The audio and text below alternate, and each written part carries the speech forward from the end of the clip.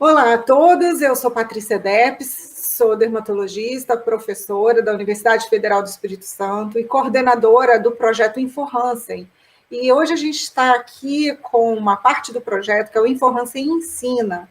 E temos o prazer de receber aqui hoje conosco a doutora Maria de Jesus Alencar, que é pesquisadora e consultora em saúde pública a nível mundial, está em Portugal, é brasileira, e é doutora em saúde coletiva pela Universidade Federal do Ceará. Jesus, muito obrigada por você ter esse convite de vir aqui no InfoHansen falar para nós, e vai falar um tema importantíssimo, que é a vigilância de pós-alta de poliquimioterapia para hanseníase. Jesus, muito obrigada, viu? Muito obrigada, Patrícia, pelo convite para participar do blog do InfoHansen. E para mim é um grande prazer e uma alegria estar com vocês aqui. E um agradecimento também especial para as estudantes, a Júlia, a Vitória e o Vinícius, que estão conosco e nos auxiliaram nessa preparação desta aula. Não, ótimo. Maria, então eu vou deixar você aqui, Jesus, vou estar aqui pertinho. Qualquer coisa, é só você me chamar que eu volto. E no final da aula também eu volto para te agradecer, tá ok? Tá ok, Patrícia, obrigada. Nada. Então, quando Patrícia colocou aqui, vamos ver se o slide vai. Eu coloquei para ver, mas alguma coisa travou, Patrícia. Tenta passar pelo teclado. Estou passando no Ou o teclado. mouse, acho que é o mouse. Ele Ok. não. Ah, passou. Ok, perfeito. Agora foi. Jesus, está perfeito. Então, quando Patrícia me convidou para o blog, para falar, então fiquei a pensar, o que me motivaria, qual a grande motivação para falar sobre, e partilhar com as pessoas sobre a hanseníase. Então, essa temática de vigilância da hanseníase pós-alta, ela sempre é presente, principalmente na realidade do Brasil hoje, e também na realidade para mais 126 países que notificam casos de hanseníase. Então, é um problema de saúde pública e que, infelizmente, é uma doença negligenciada e nesses últimos 2 anos tem se tornado muito mais ainda em função da pandemia pelo Covid-19. Então, por que vigiar após a poliquimioterapia? Eu elenquei quatro pontos que achei importante para esse ponto, existem muitos mais, mas a manutenção da endemia no Brasil, como o segundo país, no mundo. Nesses dados são de 2009, nós tivemos há 3 dias atrás a publicação dos dados de 2020, mas no mundo, no ano de 2019, foram 202 mil casos novos de hanseníase, e o Brasil é considerado um país de alta carga da doença pela Organização Mundial de Saúde naquele ano. Foram mais de 27 mil pessoas diagnosticadas como casos novos, e 5% deles em menores de 15 anos. Uma preocupação grande por atingir essa população que, pela história natural da doença, não adoeceria. Então, se nós temos ainda crianças a adoecer, nós temos a endemia ainda com necessidade de controle.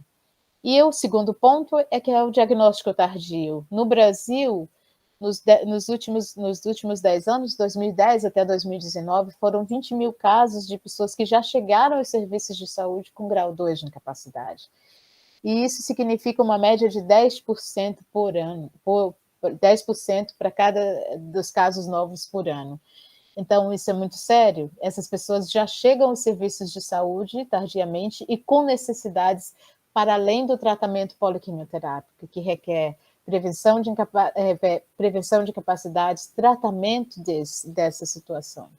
O outro ponto, porque nós necessitamos ampliar essa vigilância, não só durante o tratamento poliquimioterápico, mas também após, é a ocorrência dos episódios reacionais. A hanseníase é uma doença neurológica com um comprometimento imunológico importante, que afeta troncos nervosos periféricos e com risco potencial para desenvolver incapacidades. E a grande chave é diagnosticar esses episódios e essas reações precocemente e também a tratá-las adequadamente. As pessoas atingidas pela hanseníase, no quarto ponto, que já chegam aos serviços não só com grau 2, como a gente falou agora há pouco, mas também com grau 1, e que requerem intervenções não só durante o tratamento, mas também após alta, porque tem o risco de piora dessas incapacidades se não tratadas, se não orientadas adequadamente para o autocuidado. Então, há uma necessidade de monitorar a função neural dessas pessoas e ações não só para dar drogas e medicamentos, mas também para prevenir incapacidades, reabilitar essas pessoas fisicamente, mas também social e economicamente. Então, quais são as dificuldades? O que vou falar aqui com vocês hoje, partilhar, não é novo. O que vamos trazer para vocês é uma realidade que ainda existe, até hoje, as dificuldades para vigiar, não só durante o tratamento poliquimioterápico e muito mais ainda após a alta poliquimioterápica. Nós elencamos em 2 pontos, um ponto relacionado aos gestores e aos profissionais de saúde e depois um outro ponto relacionado às pessoas atingidas pela hanseníase. Então, no ponto relacionado aos gestores e profissionais de saúde, nós observamos aquilo que falamos anteriormente sobre doença negligenciada, é a ausência de prioridade dos gestores, tanto nos diferentes níveis da atenção, porque existem doenças, hanseníase não mata, mas ela causa incapacidades e problemas para a vida dessas pessoas, mas não tem sido prioridade em detrimento de outras doenças agudas e que têm uma taxa de mortalidade e letalidade maior, então não são priorizadas pelos gestores. Então, também temos as dificuldades de profissionais não capacitados para o diagnóstico da própria doença, o manejo clínico dos episódios reacionais. E também, infelizmente, a gente ainda tem o preconceito dos profissionais para com as pessoas, por desconhecimento, por medo, por uma série de fatores que isso dificulta para que esses pacientes sejam acompanhados adequadamente. Há dificuldade também no monitoramento da função neural, com a utilização que nós usamos no estudo que vou apresentar para vocês, monitoramento da função neural. Não é simplesmente só avaliar o grau de incapacidade quando a pessoa chega ao seu serviço.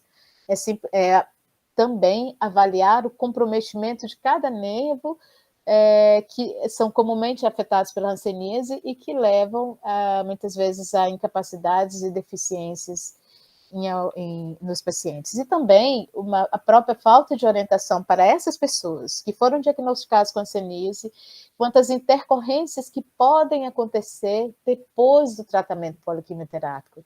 Por exemplo, como o aparecimento das reações e a piora das suas incapacidades. O que nós encontramos nos serviços e na pesquisa que nós realizamos mostrou que muitas pessoas sequer sabiam o que tinha acontecido com elas. Elas tiveram reação, não foi dito o que aconteceu com elas e muito menos não foram orientadas quanto aquilo que deveria fazer e estar alerta e prevenir para novos episódios. E por parte das pessoas atingidas pela hanseníase, quais são as dificuldades? A autopercepção, ou seja, o reconhecer, o olhar para si sobre os sinais, ou seja, o conhecimento sobre os sinais e sintomas e tudo que está acontecendo no seu corpo, o próprio estigma, o autoestigma e o medo que acompanha uma doença milenar, que traz uma série de fatores que dificultam a pessoa a procurar uma assistência, a procurar ajuda. A própria dificuldade de acesso aos serviços de saúde, a maioria das pessoas que são diagnosticadas pela hanseníase tem dificuldades financeiras e tem dificuldades de chegar até os serviços de saúde, por condições econômicas, muitas vezes, né? Mudanças após o diagnóstico. Depois que recebem o diagnóstico, muitas pessoas sofrem com o estigma dentro da própria família, com os amigos, no próprio trabalho. Muitos deles perdem trabalho, separam dos seus esposos e filhos. Então, é uma série de fatores que também dificultam para que essas pessoas sejam acompanhadas adequadamente. A própria perda de trabalho, de oportunidade de estudo, de carreira, as oportunidades de estudo para crianças que foram diagnosticadas na infância e quais as perspectivas dessas crianças para o futuro. E também as limitações de atividade e de participação social em decorrência das deficiências pela hanseníase. Esse estudo sobre reações, eu gostaria de partilhar com você. Esses foram estudos realizados em uma das áreas mais endêmicas do Brasil e apontam para a necessidade iminente de melhorar as condições de assistência, tanto na atenção primária como secundária.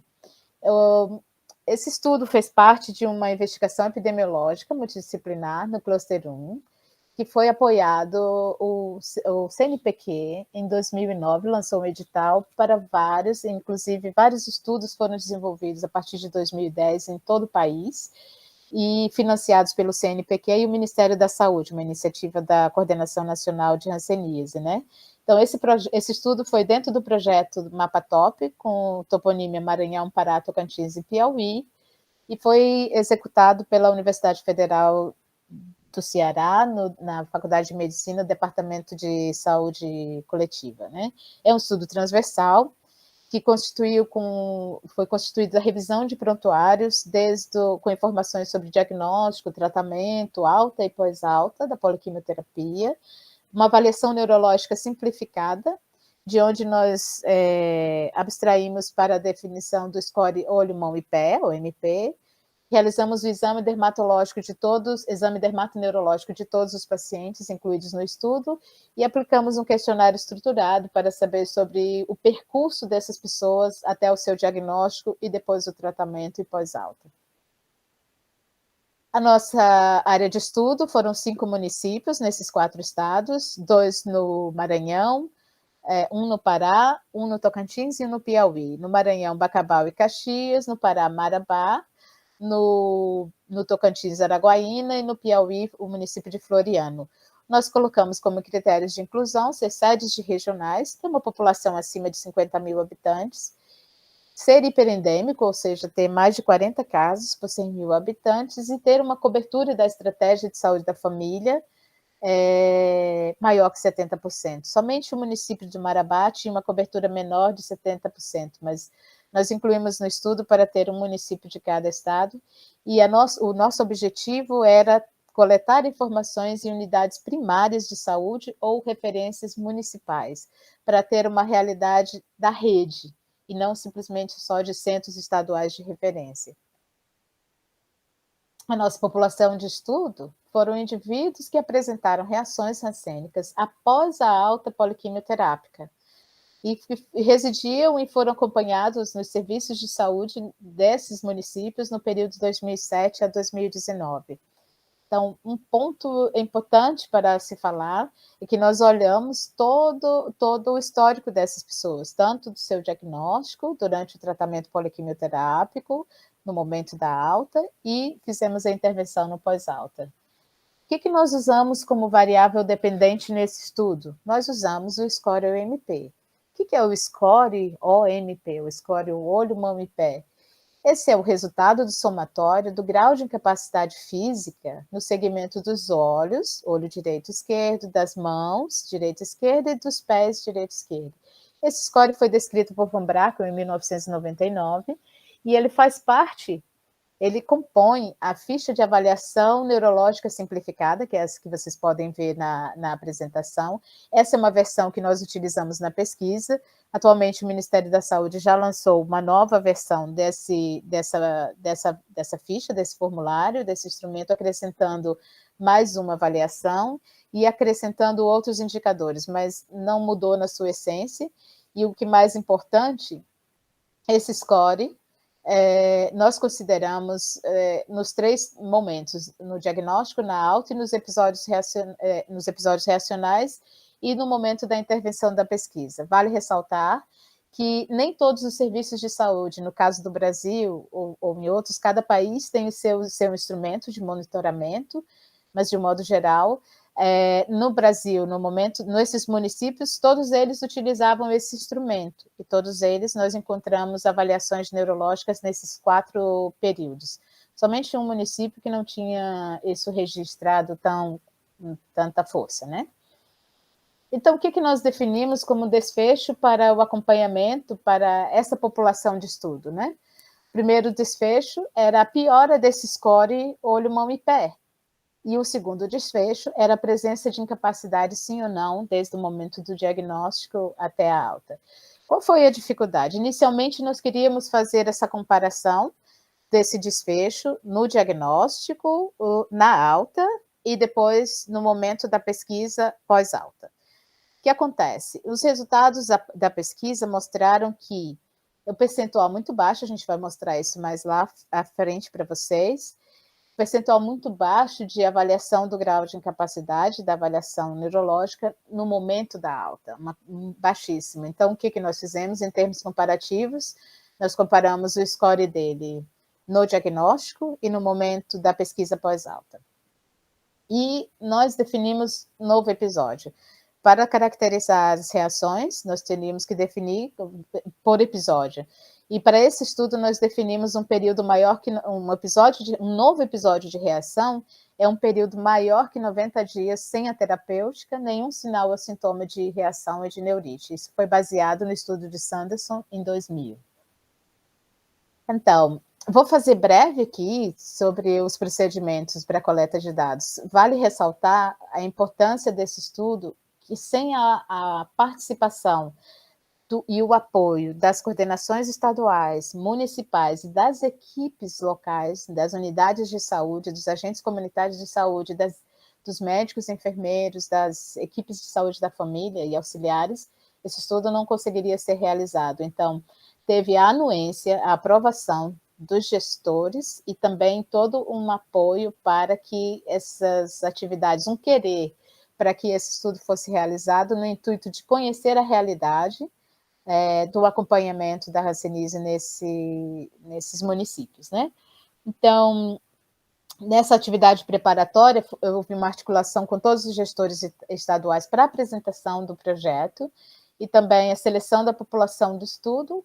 Nós tivemos como base buscar o Sistema Nacional de Agravos de Notificação, o SINAM Municipal, o Boletim de Produção Ambulatorial, é o BPA, que faz o registro e atendimento de todos os médicos nas unidades, médicos e enfermeiros da unidade, um livro de registro e também prontuários. O que acontece? Quando você faz um estudo baseado, tem como um estudo de base secundária, quando você tem informações só do SINAM, para casos novos, isso está ok. Mas para reações, a gente não tem um banco nacional. Nós temos que buscar essas informações em diferentes partes onde tem o registro disso. Então, para identificar nossa população, nós não conhecíamos previamente nossa população, nós tivemos que identificar. Então, é um grande trabalho. E depois, no segundo momento, o convite aos pacientes para um trabalho junto com as equipes de saúde da família e também as da referência do município, e com agendamentos, convite, a participação dos agentes comunitários e toda uma padronização para sigilo e convite das pessoas para participarem da pesquisa, né? E o trabalho de campo foi realizado por 6 profissionais nesses estados, profissionais treinados previamente para padronização da utilização dos instrumentos, da coleta, para que seguisse todo um processo de pesquisa no campo. E tiveram também participação de estudantes de medicina no Maranhão e no Piauí, que foram incluídos no estudo também como uma forma de aprendizado para esses estudantes. Bom, nós, como mostramos anteriormente, para a elaboração desse score OMP, nós precisamos conhecer o que é essa avaliação neurológica simplificada. A avaliação neurológica simplificada, ela visa avaliar o estado do nervo e da sua função neural. No caso da hanseníase, os nervos comprometidos na parte sensitiva e motora, nesse caso da ficha, né? E ela é essencial para detectar precocemente as alterações da função, principalmente a neurite silenciosa, né?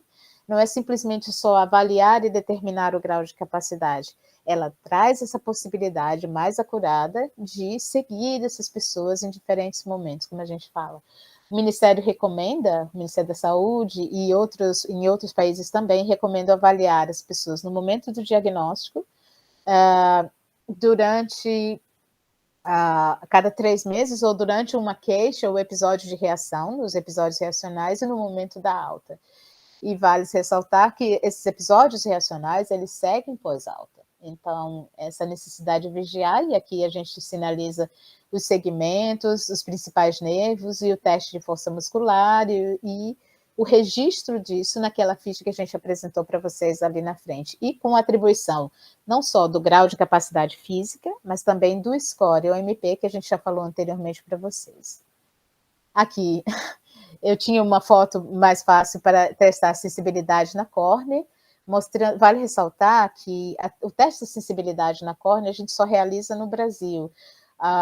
Na definição do grau de incapacidade, é só o Brasil que utilizou o teste de sensibilidade na córnea. Outros países não utilizam isso e há controvérsias quanto à sua utilização.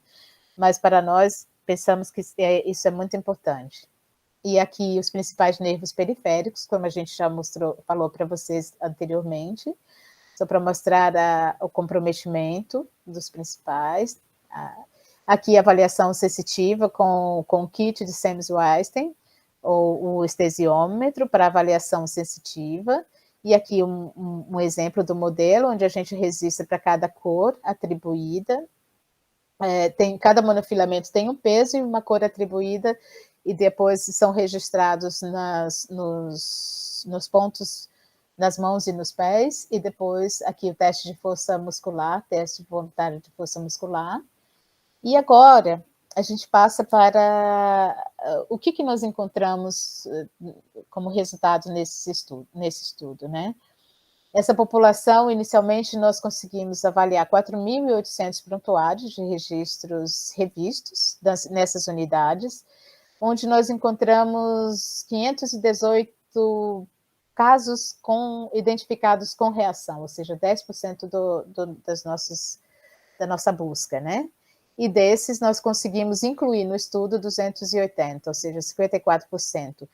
As nossas perdas foram 46%, e a maioria delas porque 101, eles não se encontravam mais no município. E vale ressaltar que esses municípios, eles têm uma população que roda muito, tem a migração entre esses estados, porque são muito perto, então nós tivemos essas perdas porque essas pessoas já não moravam mais no local. Aqui a gente tem os casos identificados e os alcançados pelo estudo em cada um dos municípios. Quais são as características sociodemográficas dessas pessoas? Quem eram essas pessoas? 68% deles eram do sexo masculino, tinha uma média de idade de 46 anos. A gente teve 6 menores, 2% deles eram crianças, menores de 15 anos, e nós tínhamos mais 1 ou 2% entre 15 e 17 anos, adolescente, né? 90% deles residia na zona urbana desses municípios, e o que chama atenção aqui, 19% deles eram analfabetos.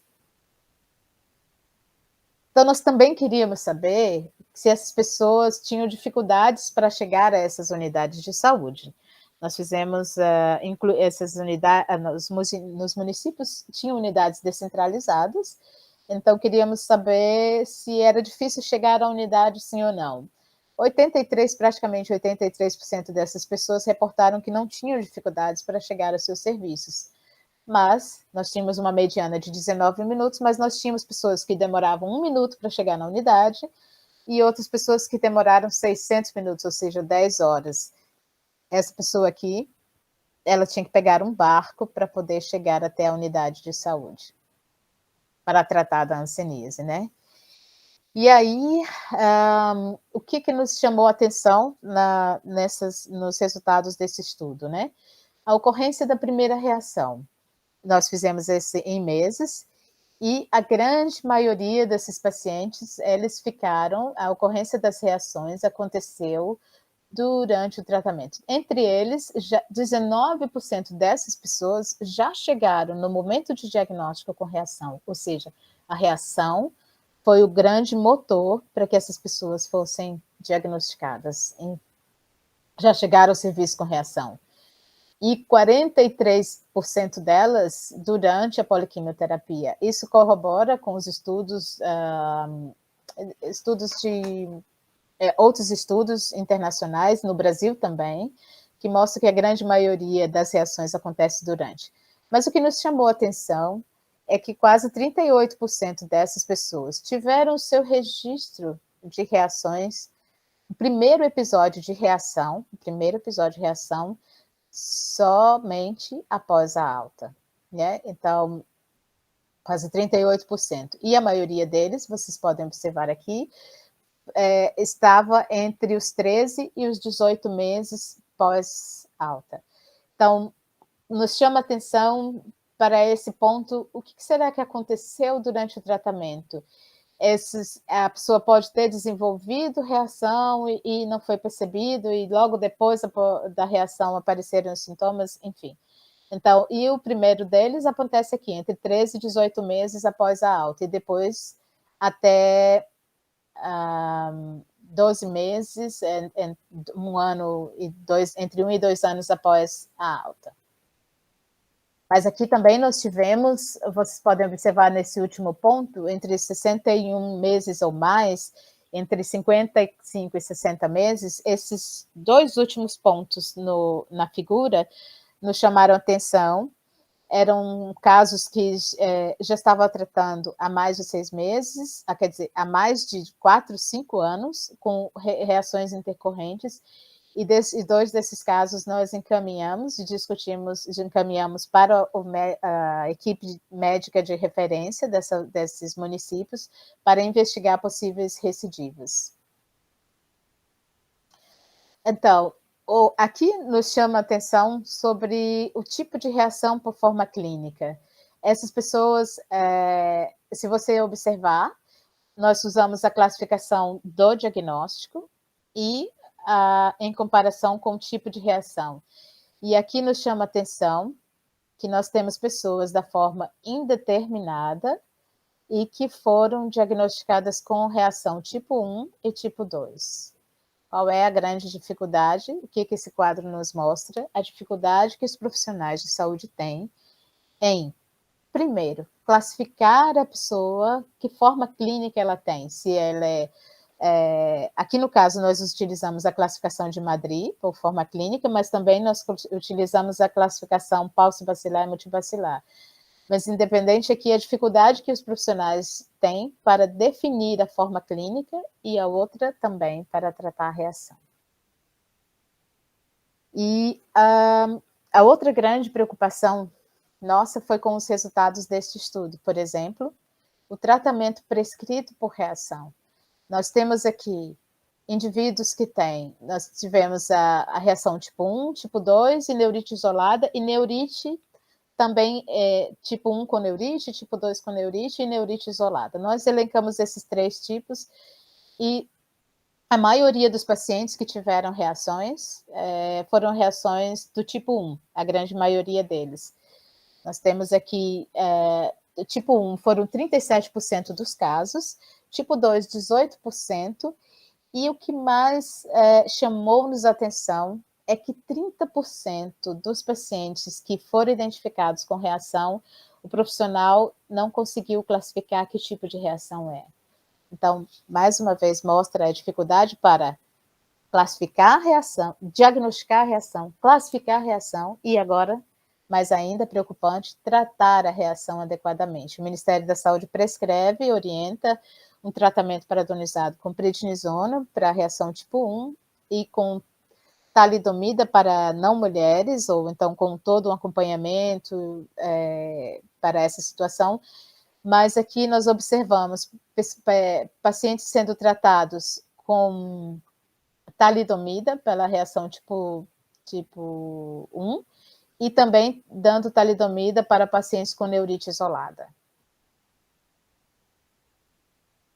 Então, nós fomos olhar para esse score, OMP, a partir da avaliação neurológica simplificada que foi realizada nesses momentos. Então, nos prontuários, eles tinham registro de avaliação desses 280 pacientes que foram diagnosticados, no momento do diagnóstico, 70% deles foram avaliados só no momento do diagnóstico. E aqui, como eu falei para vocês anteriormente, só 39% dos pacientes foi avaliado na alta. Esse dado é extremamente preocupante, porque a pessoa passa 6 meses para tratar, no caso do pulso bacilar, ou 12 meses, no caso do paciente com hanseníase multibacilar. Durante 12 meses, ele tem uma doença com potencial de desenvolver incapacidades enorme, e no momento da alta, somente 30%, 39% das pessoas são vistas. Não se sabe como essas pessoas saíram, e muito mais ainda, o que segue adiante, né?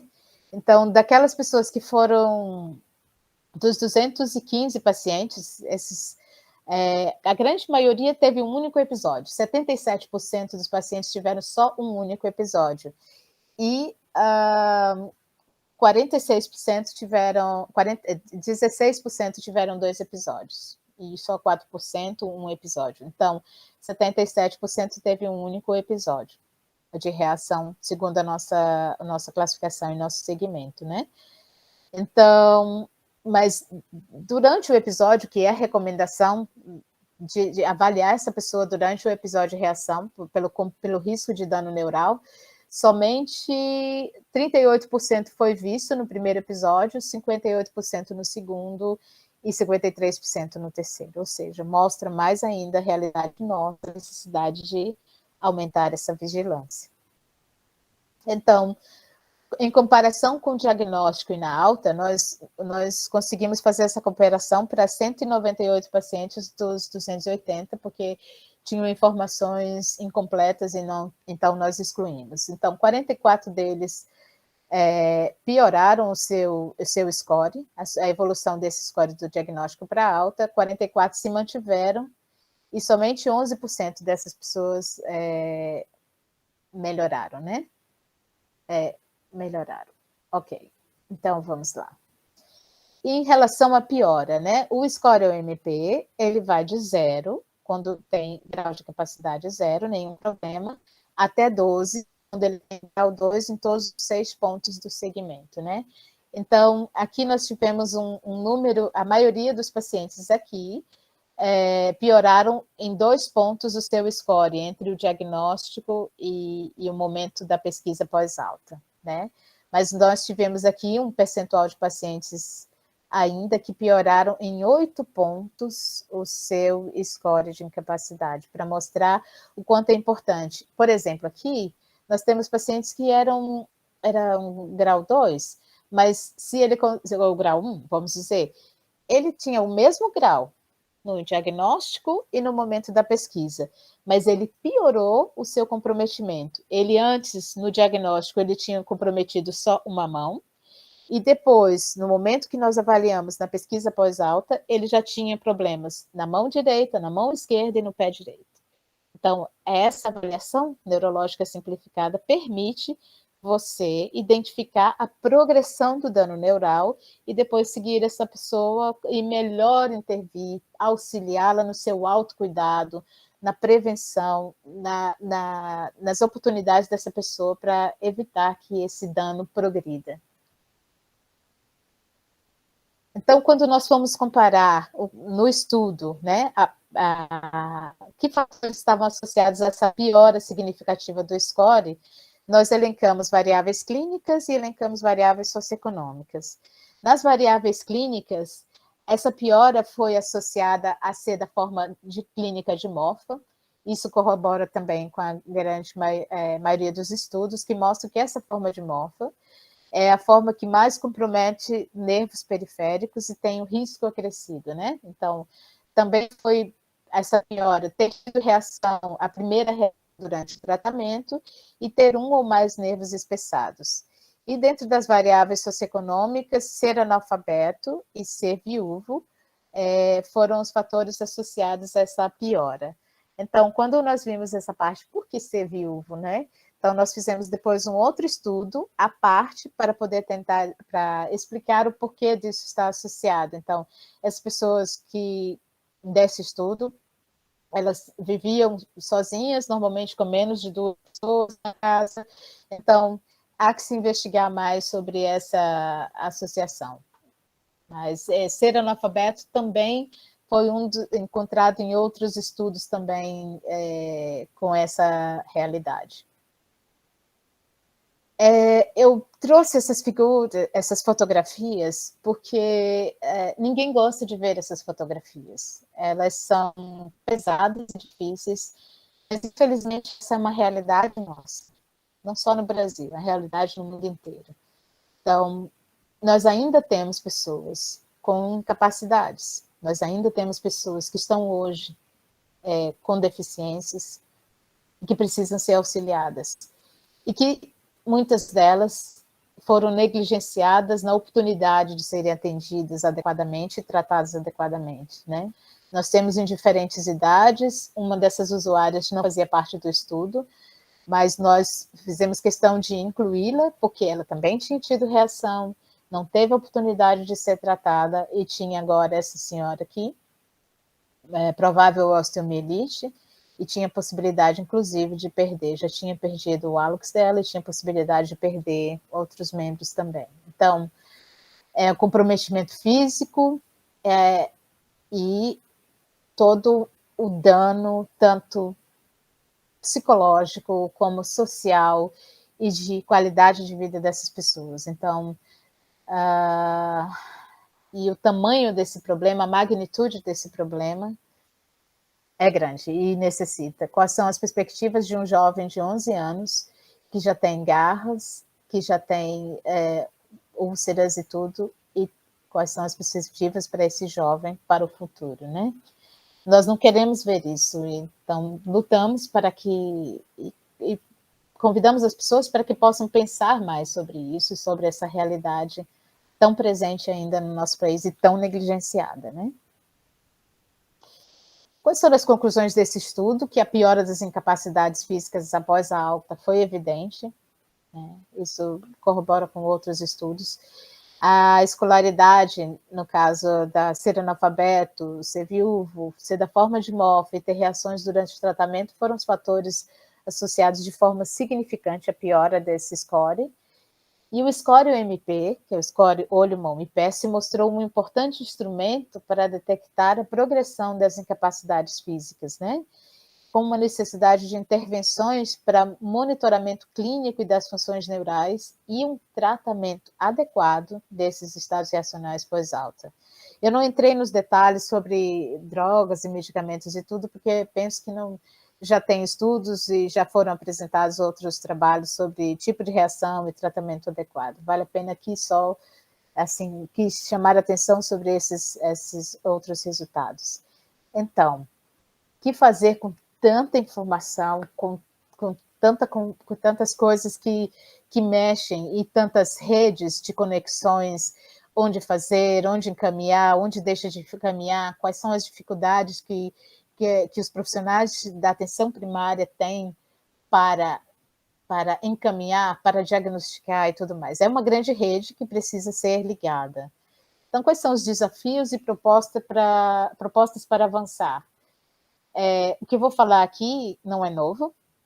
Nós já há anos e anos as pessoas falam sobre isso, mas é importante reforçar que a preparação dos profissionais com capacitações e atualizações torna-se sempre necessária, e também capacitar esses profissionais para interpretações da mudança do score-MP. Por exemplo, nesses municípios que nós fizemos a pesquisa, essas pessoas, elas realizavam avaliação neurológica, seguia, acompanhava durante os episódios, mas em alguns deles faltava interpretação, por exemplo, que de um momento, da penúltima avaliação para a última avaliação, houve uma mudança e a pessoa piorou.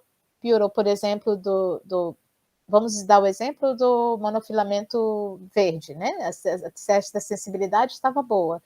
E, de repente, ele passou para o lilás, ou depois ele passou para o vermelho, né? Piorou, saiu de 0 para 1.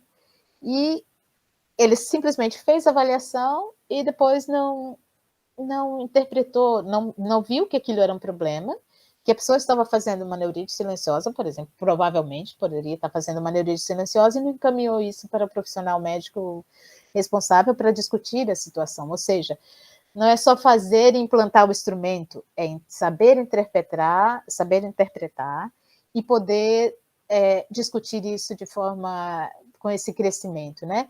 E identificar esse status de comprometimento por indivíduo, não é simplesmente só, eu tenho tantos grau zero na minha unidade, tantos grau 1, tantos grau 2. Né? Não, é ver como esse indivíduo chegou, ele chegou no diagnóstico com grau zero. Opa, mas tem alguma coisa acontecendo com ele aqui, ele está piorando. Ele começou a queixar dor no nervos e tudo mais, e fazer esse segmento individual, né? E também não só exigir, mas ter estruturas, oferecer estruturas adequadas, salas e pátios. Sabemos que isso é muito difícil, às vezes no centro de saúde só tem uma sala para o médico, enfermeiro ou máximo, né? Mas também priorizar insumos mínimos para uma avaliação de qualidade, né? Outra coisa fundamental, importante, é um suporte técnico das referências municipais e estaduais, não só treinar, não é só treinar e pronto, e a pessoa volta para a sua unidade básica de saúde e, às vezes, não tem dificuldade. Então, ter esse suporte, a supervisão, a tão conhecida supervisão, para que essa pessoa chegue lá para apoiar tecnicamente, para tirar dúvidas, para dar algo, para partilhar e poder auxiliar para responder as dúvidas, esse suporte médico, para um médico de referência, da referência municipal, por exemplo, de apoiar as equipes da Estratégia de Saúde da Família que foram treinadas recentes. Então, esse apoio contínuo, né? Não só uma vez, esporádico e tudo, mas a continuidade dos serviços. E ter uma gerência municipal, estadual atuante, e também assegurar os encaminhamentos e atendimentos oportunos, sejam clínicos ou de reabilitação, ou de apoio psicológico ou apoio social. Esses são fundamentais. Não é só, é ver o indivíduo como um todo, não é só da parte física. Aqui a gente está apresentando o estudo da parte física, mas requer a abordagem do indivíduo como um todo, nas suas necessidades. E estabelecer e manter um sistema de referência e contra-referência. Em alguns estados, no estado do Maranhão, que a gente visitou, já tinha esse sistema de referência estabelecido, mas é preciso manter e dar a retroinformação. Por exemplo, a unidade de saúde do municipal encaminha para a referência estadual, mas o paciente volta sem nenhum feedback, sem nenhuma contra-referência da unidade de referência, para a atenção primária, que vai seguir o paciente durante todo o tratamento, depois da alta, né? Então, essa contra-referência é também importante para as equipes locais. E empoderar as pessoas atingidas pela hanseníase, para que tenham força, e como movimento no Brasil, Tumohan, que é um movimento importantíssimo de apoio às pessoas, que podemos observar está expandindo sua rede cada vez mais, para vários estados e municípios. Então, ter pessoas empoderadas e também para que possam perceber os seus sinais. Aqui, no caso, a gente está abordando os sinais e sintomas de reação pós-alta, mas também se algo não está acontecendo bem no seu corpo, o que pode ser melhorado para chamar a atenção. E aqui entra a recomendação que fizemos no nosso estudo de instituir um sistema de monitoramento e vigilância dos estados reacionais após a alta. Nós podemos citar o exemplo do estado de Rondônia, que tem hoje, eu acho que se calhar é o único estado que tem esse sistema implantado, um sistema de notificação dos episódios reacionais, implantado no próprio estado. Essa experiência já vem desde 2007, se não me engano, quando estava lá em Rondônia, com o Carmel, e agora tem um projeto piloto em andamento no Piauí, pelo que eu conversei com o Carmel. Então, uma das ideias seria interessante, Patrícia, depois convidar para que essa experiência seja partilhada. Eles estão buscando isso. Não é uma tarefa fácil, mas eu penso que a implantação desse sistema de monitoramento com certeza trará qualidade para melhorar a saúde dessas pessoas. E priorizar, claro, o monitoramento dos pacientes com alto risco, não só durante o tratamento mais pós-alto, e assegurar uma assistência integral e de qualidade às pessoas atingidas pela hanseníase e seus contatos. Esse tem sido um grande desafio, né? E principalmente nesses últimos 2 anos, com a questão da pandemia. E se já era negligenciado agora, podemos tentar imaginar o quanto isso o quanto é difícil agora, nesses momentos. Parte desse estudo, nós publicamos em 2013 sobre as entrevistas que fizemos com os pacientes sobre os sintomas e a autopercepção das mudanças de vidas após o seu diagnóstico. Vocês podem encontrar aqui. E essa foi a grande equipe que trabalhou conosco durante todo o projeto, pessoas do Maranhão, como Sônia e como Kátia, e Mônica, Thaisa, e esse aqui é Jorge, o nosso orientador, que nos apoiou e tudo. É só para mostrar, e obrigado pela atenção de vocês.